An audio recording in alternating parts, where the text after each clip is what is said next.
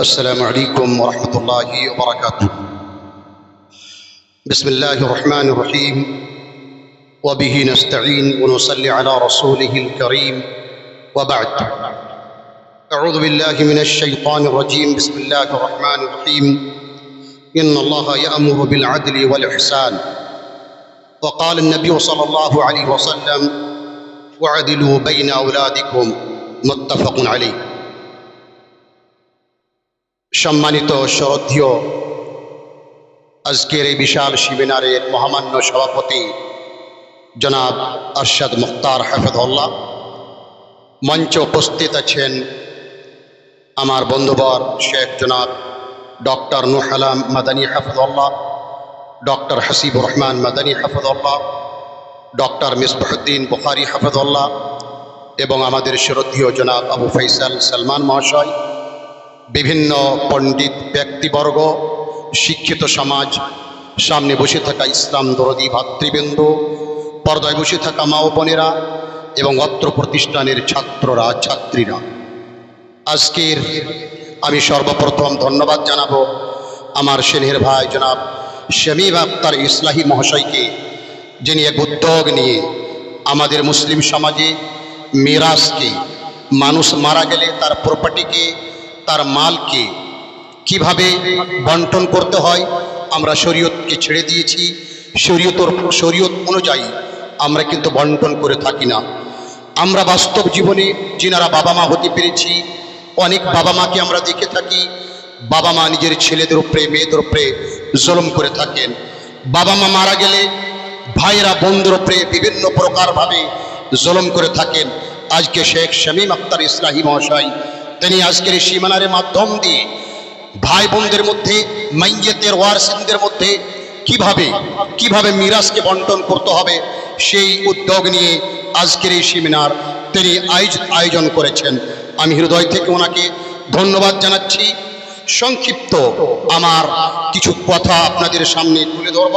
মহান আল্লাহ তাআলা আমাদেরকে আদেশ করছেন, ইন্নাল্লাহা ইয়া'মুরু বিল আদলি ওয়াল ইহসান।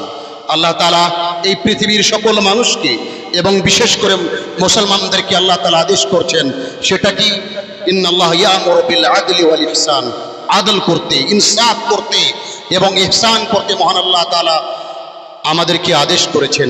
একজন মানুষ সর্বপ্রথম সকল মানুষের উপরে তাকে আদল করতে হবে, ইনসাফ করতে হবে, ইহসান করতে হবে, কিন্তু সব থেকে বেশি তার নিজের ছেলে মেয়ের উপরে আরো বেশি আদল করতে হবে, ইহসান করতে হবে। রাসূলুল্লাহ সাল্লাল্লাহু আলাইহি ওয়াসাল্লামের কাছে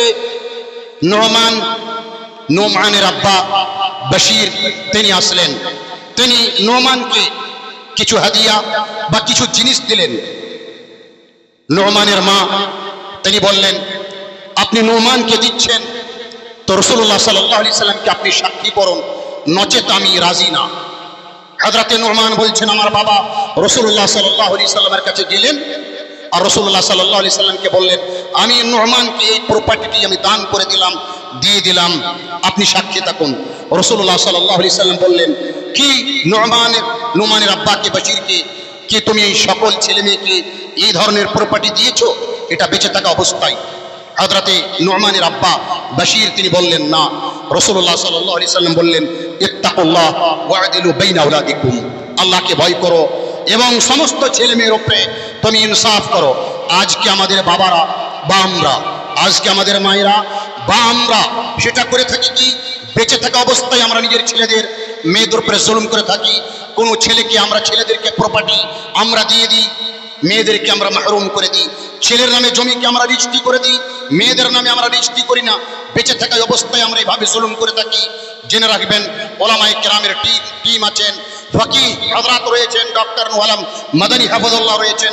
জেনে রাখবেন, গার্জেনদের উদ্দেশ্যে বলছি, যারা বাবা হয়েছেন, মা হয়েছেন, তাদের উদ্দেশ্যে বলছি, যতদিন আপনি বেঁচে আছেন, আপনার বেঁচে থাকা অবস্থায় আপনাকে সমান দিতে হবে ছেলে মেয়েদের উপরে। লিযাকারি মিসলু হাজ্জিল উনসাইন, বেঁচে থাকা অবস্থায় এটা আমল হবে না, সেটা সমান হবে।